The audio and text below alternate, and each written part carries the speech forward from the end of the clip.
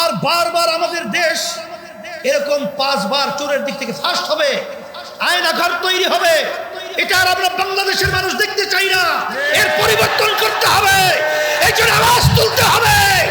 এদেশের চোরদেরকে বাংলার রক্ততে আর জায়গা হবে না, বঙ্গোপসাগরে নিক্ষেপ করতে হবে।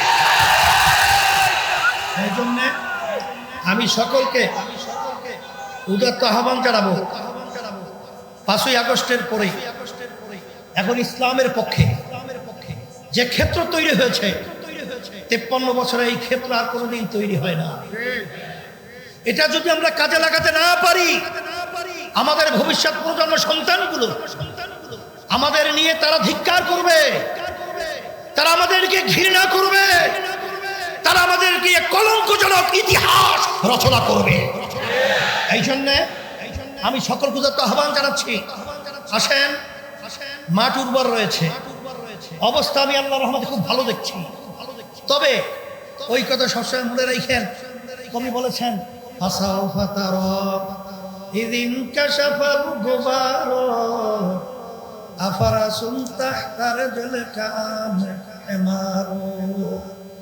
এই কথা আমাদের মনে রেখা, তারপর আমাদের সামনে যদি পথ চলতে পারি, আল্লাহর ফজল করমে আমার মন বলছে, আমি যেটা আল্লাহর রহমতে দেখছি। আমি সেদিন চুয়াডাঙ্গা আলোচনা করতে গিয়ে তখন আমার হঠাৎ মুখ থেকে বের হয়ে আসছিল যে আল্লাহ রাব্বুল আলামিন আয়নাঘর তৈরিকারী আল্লাহ আমাদের দেশ থেকে তাড়িয়েছেন। সেখান থেকে আবার নতুন চাঁদাবাজ, টেন্ডারবাজ, স্টেশন দখল এবং ঘাট দখল এবং বিভিন্ন বিদেশের তাবেদারি, এক দেশে বৃষ্টি বলে আর এক দেশের ছাতি ধরে সেই দেশের এই বাংলার প্রস্তাবের মধ্যে ওরা আল্লাহর ফজল করবে বসতে পারবে না, দেওয়া যাবে না। ওদের বাংলার জমি থেকে উৎখাত করতে হবে ইনশাআল্লাহ। সিরাতুন নবী সাল্লাল্লাহু আলাইহি ওয়াসাল্লাম সম্মেলন আমি আপনাদের সামনে যে আয়াত শরীফ তেলাওয়াত করেছি, আল্লাহ রাব্বুল আলামিন বলেছেন, নিশ্চয়ই আপনাকে আমি উত্তম চরিত্রের অধিকারী করে আমি সৃষ্টি করেছি। আল্লাহ রাসূল সাল্লাল্লাহু আলাইহি ওয়াসাল্লাম কেমন চরিত্রে ছিলেন, কেমন মানুষ ছিলেন, এটা অত ব্যাখ্যা না দিয়ে সংক্ষেপ, অক্সফোর্ড বিশ্ববিদ্যালয়ে দুনিয়ামুখী একটা শিক্ষা প্রতিষ্ঠান উল্লেখযোগ্য। সেখানে বিজাতিরা দুনিয়া সৃষ্টির পরে 100 মনীষীর নাম তারা বই আকারে লিপিবদ্ধ করেছে, নাম রেখেছে দ্য 100। আমি মদিনা শরীফ গেছিলাম, তখন আমাদের ইঞ্জিনিয়ার আব্দুল হাই সাহেব, সে আমাদেরকে দাওয়াত করছিল তার বাসায় যাওয়ার জন্য। আমরা বাসায় যাওয়ার পরে ওই বইটা আমার সামনে নিয়ে আসছে, বলতেছিল, হুজুর দেখেন তো বইটার নাম কি। বললাম, বলে দেখেন তো বইটার প্রথম নামটা কার। আমি তখন দেখি বইটার প্রথম নামটাই হলো মুহাম্মদুর রাসূলুল্লাহ সাল্লাল্লাহু আলাইহি ওয়াসাল্লাম। এই নামটা কিন্তু আমরা উলামায়ে কেরাম বা মুসলমানরা নিয়ে আসিনি, এই নামটা কিন্তু বিজাতিরা তার যে আখলাক এবং তার চরিত্র এবং তার গুণ, এই সব বিবেচনার মাধ্যমে তার নামটা কিন্তু তারা 1 নম্বরে নিয়ে আসতে বাধ্য হয়েছে। আপনারা জানেন, বিজাতিদের ভিতরে আলোচনা হচ্ছিল যে সে একজন মনীষী ঠিক আছে, কিন্তু প্রথম নাম তার নাম নিয়ে না নিয়ে আইসা তার নাম একটু নিচেও তো রাখা যায়। তখন যারা নাকি নামটা প্রথম নিয়ে আসছিল, তখন তারা বলেছিল যে তাইলে তোমরা এমন একটা নাম প্রস্তাব করো যেটা প্রথম নিয়ে আসা যায়। তোরা তামাম দুনিয়া তালাশ করেছে, তন্ন তন্ন করে হন্য হন্য হয়ে তালাশ করার পরেও ওই নামের গুণ বিশিষ্ট মানুষ দ্বিতীয়ত দুনিয়া সৃষ্টির পরে আর দ্বিতীয় পাওয়া যায় না। আমরা বিশেষ করে সিরাত সম্মেলন করব। আমি আমাকে বলছি, আমার ছেলেদেরকে বলছি, সমস্ত কালিমাগো মুসলমানদেরকে বলবো, যদি আল্লাহ রাসূল সাল্লাল্লাহু আলাইহি ওয়াসাল্লামের আখলাক চরিত্র তার রেখে যাওয়া নিদর্শন যদি আমরা ফলো করতে পারি, তাহলে সেই মানুষটা দুনিয়াতেও সম্মানিত হবে, উত্তম মানুষ হবে, এবং আখিরাতেও সম্মানিত উত্তম মানুষ হিসেবে আল্লাহ রাব্বুল আলামিনের কাছে গণ্য হবে।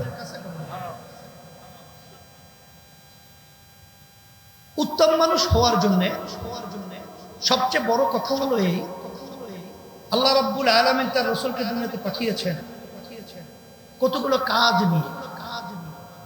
ইয়াতলু আলাইহিম আয়াতিহি ওয়া ইউযাক্কিহিম ওয়া ইউআল্লিমুহুমুল কিতাবা ওয়াল হিকমা ওয়া ইউযাক্কিহিম, এটা কিন্তু আত্মা শুদ্ধি, যেটাকে কলব বলা হয়। আসলে বাস্তবতা হলো আমরা অনেকের ইলমের অধিকারী হই, অনেক জ্ঞানের অধিকারী হই, আমরা অনেক শিক্ষায় শিক্ষিত হই, কিন্তু বাংলাদেশের 53 বছর ইতিহাস আপনি যদি পর্যালোচনা করেন, দেখবেন টিআইবি একটা সংস্থা এমপি মন্ত্রীদের নিয়ে তারা রিসার্চ করেছিল। তদন্ত করার পরে তারা তদন্ত ফল প্রকাশ করেছে 100 জন এমপি মন্ত্রীদের মধ্যে 97 জনের মতো এমপি মন্ত্রী দুর্নীতিগ্রস্ত, অর্থাৎ চোর। 3 জনের ব্যাপারে মন্তব্য করেছে যে তারাও চোর, একটু কম চোর। কথা ঠিক না? এই যে 5ই আগস্ট, জুলাই 24, হাজার হাজার আমার মায়ের কোল যারা খালি করেছে, আমার হাফেজ আলেম ছেলেদেরকে বুকের ভিতরে গুলি করে রাস্তায় ফেলে দিল, এবং প্রায় 2000-এর মতো আমাদের বাংলাদেশের উদীয়মান সন্তানদেরকে, ভবিষ্যৎ প্রজন্ম মেধাবী এদেরকে ধ্বংস করে ফেললো।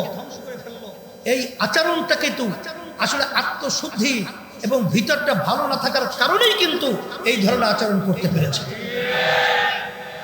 কিছুদিন আগে দেখেছেন প্রথম আলো পত্রিকা একটা রিপোর্ট বের হয়েছে, এই সদ্য খুনি ফ্যাসিস্ট আওয়ামী লীগ, হাসিনা বলেছিল হাসিনা পালায় না, আল্লাহর মায়ের আলমের বাহির, ভাত পাক করে খেয়েও যেতে পারে না। সেখানে আপনারা দেখেছেন যে সদ্য ভূমিমন্ত্রী 3টা দেশের মধ্যে তার প্রায় 620টার মতো 620 বাড়ির সন্ধান পাওয়া গেছে। সে বাড়ির মূল্য প্রায় 5,700 এত কোটি টাকা। এই টাকা তো সব তার বাপে রেখে গেছিল, তার দাদা পরে সূত্রই তো পাইছে। এই টাকা কাদের? আমাদের টাকা। ওরা ক্ষমতার মসনদে চেয়ারে বসে আমাদের টাকাগুলো বিদেশে পাচার করেছে। এটা কেন পেরেছে? ওদের আত্মশুদ্ধি না থাকার কারণে এটা পেরেছে। এই জন্য আমি আমার ছেলেদেরকে বলবো, আমার ভাইদেরকে বলবো, আসলে বাস্তবতা হলো এই যে উত্তম চরিত্রের অধিকারী হতে হলে আখলাকে রাজিলা ভিতর থেকে দূর করতে হবে। যদি এটা আমরা করতে পারি তাহলে আল্লাহর রহমতে দেখবেন আসাতিজা ইকরাম, উলামা ইকরাম তারা যে দাবি করেছেন, আমার তো মন বলছে যে অল্প সময়ের ব্যবধানে এ দেশের ভিতরে সংসদে কালেমা তাইয়্যিবা লা ইলাহা ইল্লাল্লাহ পতাকা পতপত করে উঠতে থাকবে। আর যখন আমরা আত্মশুদ্ধির ব্যাপারে যখন নাকি আমরা অন্যান্য চরিত্র অবলম্বন করব, তখনই কিন্তু সেখানে আল্লাহ রাসূল সাল্লাল্লাহু আলাইহি ওয়াসাল্লাম বলেছেন হুব্বুদ দুনিয়া রাসু কুল্লি খাতিয়াতিন, সমস্ত গুনার মূলই হলো এই দুনিয়ার মোহ, ক্ষমতার মোহ, সম্মানের মোহ, সম্পদের মোহ। আর এই ক্ষমতা এবং সম্মান এবং সম্পদের মোহ যতক্ষণ পর্যন্ত আমরা দূর করতে না পারবো, ততক্ষণ পর্যন্ত 53 বছর যে ঘটনা হয়েছে, আল্লাহ মাফ করুক, সেরকম ঘটনা আমাদের দেখতে হবে। এই জন্য আমি 5ই আগস্টের পরে আল্লাহর রহমতে আপনাদের দোয়ায় আমরা চেষ্টা করেছি সমস্ত ইসলামী দলগুলো আমরা যেন একত্রিত হয়ে একটা বাক্স জাতির কাছে আমরা উপহার হিসেবে পাঠাতে পারি। আল্লাহর রহমতে আপনাদের দোয়ায়, আল্লাহর খাস মেহেরবানিতে আল্লাহর রহমতে অবস্থা খুবই ভালো, অনেক ভালো আল্লাহর রহমত। সাথে সাথে আমরা বলেছি যারা দেশপ্রেমিক রয়েছে তাদেরকে আমরা সাথে নিয়ে 5ই আগস্টের পরে 53 বছর যারা দেশ পরিচালনা করেছে এদের পরিচালনা আমরা পেয়েছি। এই দেশটা একবার দুইবার নয় 5 বার চোরের দিক থেকে দুর্নীতির দিক থেকে তাম দুনিয়ার ভিতরে তারা ফাঁস বানিয়েছে। এদের পরিচালনায় আমার হাজার হাজার মায়ের কোন সন্তান হারা হয়েছে। এদের পরিচালনায় আমরা শুনছি মা তার কলিজা ফাটা চিৎকার করে বলছেন যে আজ কয়েকদিন পর্যন্ত আমার সন্তান আমাকে মা বলে ডাক দেয় না। সেই মুখদের শব্দ আমাদের কানে এখনো ভাসছে। সে আবু সাঈদের হাত প্রসারিত করে বুকের ভিতরে গুলির রাস্তায় লুটিয়ে ফেলেছিল, সে দৃশ্য এখন আমাদের চোখের সামনে আসছে। সেই বাংলাদেশের আয়নাঘরে এখন আমাদের নজরে এখন আমরা দেখছি। আমাদের দেশের টাকা পাচারকারী আমরা সেটা দেখেছি। আর এই দেশের মধ্যে বারবার আর সন্তান হারা হবে, মা আর কাঁদবে আমার সন্তান আমাকে ডাক দেয় না। আর বারবার আমাদের দেশ এরকম 5 বার চোরের দিক থেকে ফার্স্ট হবে, আয়নাঘর তৈরি হবে। এটা আর আমরা বাংলাদেশের মানুষ দেখতে চাই না। এর পরিবর্তন করতে হবে, এই জন্য আওয়াজ তুলতে হবে। এদেশের চোরদেরকে বাংলার বস্ত্রে আর জায়গা হবে না, বঙ্গোপসাগরে নিক্ষেপ করতে হবে।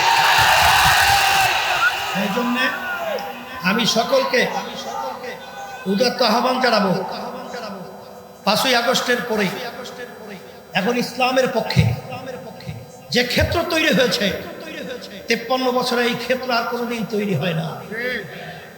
এটা যদি আমরা কাজে লাগাতে না পারি আমাদের ভবিষ্যৎ প্রজন্ম সন্তানগুলো আমাদের নিয়ে তারা ধিক্কার করবে, তারা আমাদেরকে ঘৃণা করবে, তারা আমাদেরকে কলঙ্কজনক ইতিহাস রচনা করবে।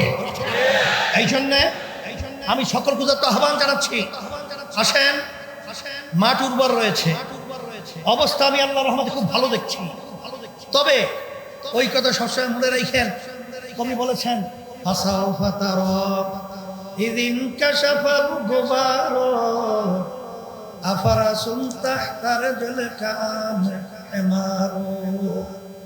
এই কথা আমাদের মনে রাখা, তারপর আমাদের সামনে যদি পথ চলতে পারি আল্লাহর ফজল করমে আমার মন বলছে, আমি যেটা আল্লাহর রহমতে দেখছি। আমি সেদিন চুয়াডাঙ্গা আলোচনা করতে গিয়ে তখন আমার হঠাৎ মুখ থেকে বের হয়ে আসছিল যে আল্লাহ রাব্বুল আলামিন এক জালেম, এক খুনি, এক কিনা গুমি এবং আয়নাঘর তৈরিকারী আল্লাহ আমাদের দেশ থেকে তাড়িয়েছেন। সেখান থেকে আবার নতুন চাঁদাবাজ, টেন্ডারবাজ, স্টেশন দখল এবং ঘাট দখল এবং বিভিন্ন বিদেশের তাবেদারি, এক দেশে বৃষ্টি বলে আর এক দেশের ছাতি ধরে সেই দেশের এই বাংলার মুসলমানদের মধ্যে ওরা আল্লাহর ফজল করবে বসতে পারবে না, দেওয়া যাবে না। ওদের বাংলার জমি থেকে উৎখাত করতে হবে ইনশাআল্লাহ। এই আশাবাদ ব্যক্ত করছি। আজকে সিরাত মাহফিল সম্মেলন আল্লাহ রাব্বুল আলামিন কবুল করে নেন, আল্লাহ রাব্বুল আলামিন বরকত দান করুন। আমি দোয়া চাই, আপনাদের জন্য দোয়া করি, আল্লাহ যেন আমাদের সবাইকে একাকার হয়ে ইসলামের পক্ষে, দেশের পক্ষে, মানবতার কল্যাণের পক্ষে এবং সিরাত নবী সাল্লাল্লাহু আলাইহি ওয়াসাল্লামের আদর্শবান হয়ে আমাদের জীবন গঠন করতে পারি। আল্লাহ আমাকে আমাদের সকলকে তৌফিক দান করুন।